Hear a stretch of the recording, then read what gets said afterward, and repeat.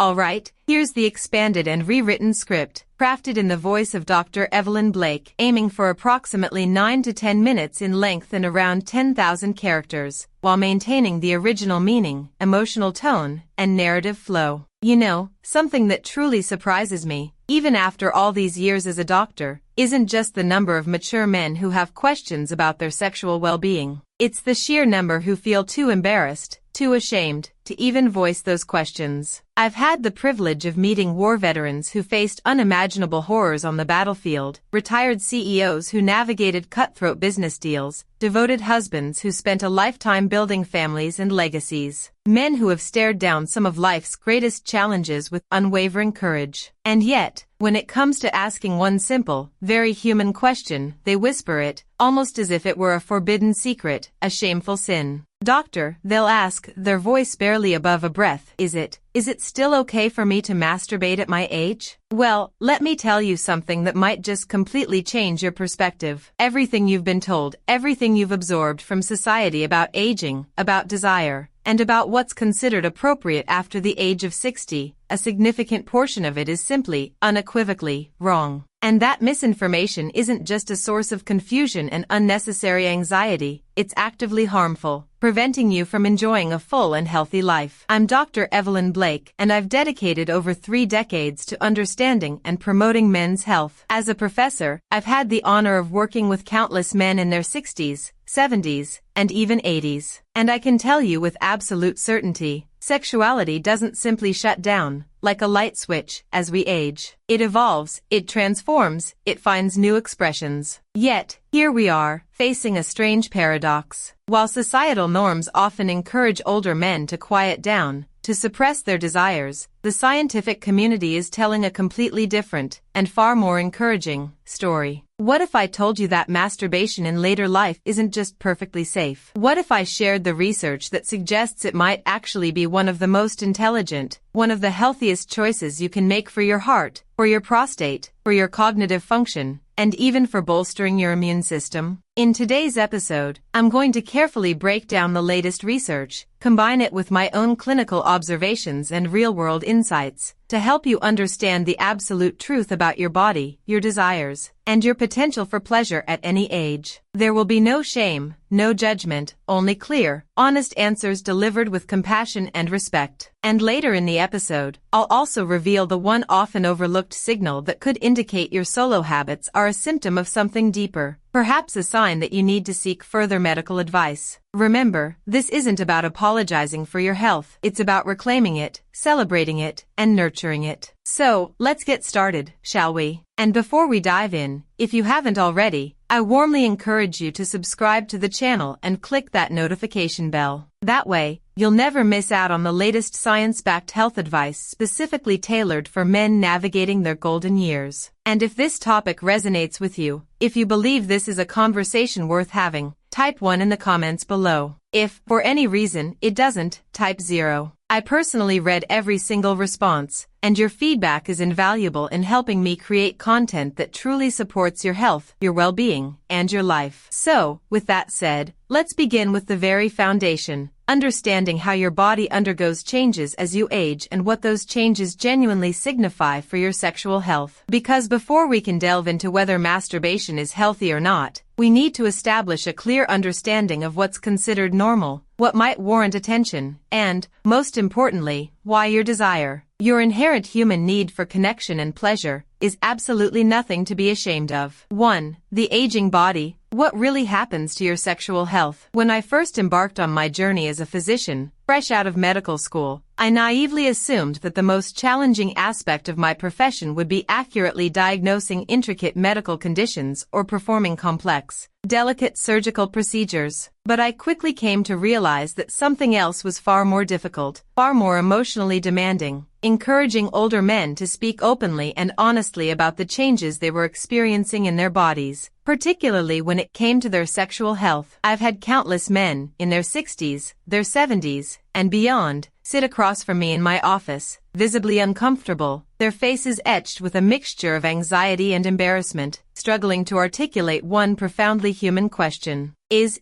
what I'm going through normal? And let me reassure you, unequivocally, yes, it is. As we age, one of the most predictable and universal changes in the male body is a gradual, natural decline in testosterone levels. This process typically begins around the age of 30, with men experiencing an average loss of about 1% of their testosterone each year. Now, while that might seem insignificant on a year-by-year basis, by the time you reach your 60s or 70s, that accumulated loss can have a noticeable impact. But testosterone isn't solely about libido, about sexual desire. It plays a much broader role in your overall well-being, influencing your energy levels, your mood, your muscle strength, and, yes, your sexual performance. And that's often where a lot of men start to feel a sense of unease, a sense of worry. Erections may take longer to achieve. They might not be as firm or as rigid as they once were. It may require more time, more direct stimulation, to reach orgasm. And the recovery period after sexual activity, that period of time before you feel ready for another encounter, tends to lengthen as well. For some men, these changes can feel like a personal failing, a sign that they're somehow losing their masculinity. But I'm here to tell you, with the utmost empathy and understanding, that what you're experiencing isn't failure, it's simply physiology. Your body isn't broken, it's just different. It's adapting to the natural aging process. What truly breaks my heart is the number of men who suffer in silence, needlessly, because they mistakenly believe they're alone in this experience. They think something is fundamentally wrong with them. They worry that they're somehow less of a man because their body has changed. But let me reassure you, with all the conviction I can muster, the desire for intimacy, for connection, for pleasure, those fundamental human needs don't simply vanish with age. In fact, for many men, those desires actually deepen, becoming even more meaningful and profound as they navigate the later stages of life. The key is to learn how to work with these changes, to adapt your approach, rather than fighting against them. Your body may be aging, yes, but it is still capable, still responsive, still deserving of attention, care, and, yes, even pleasure. And the moment you begin to view your sexuality not as something you've lost, but as something that's evolving, something that's transforming into a new and potentially even more fulfilling expression, is the moment you begin to reclaim it, to embrace it, and to celebrate it. Now that you have a better understanding of what's happening on the inside, let's tackle one of the most persistent and pervasive myths out there: the idea that sexual activity, especially masturbation, is somehow dangerous for your heart. The answer, I suspect, may surprise you. 2. Heart health. Debunking the danger myth. Over the years, one of the most common fears I've encountered from my older male patients,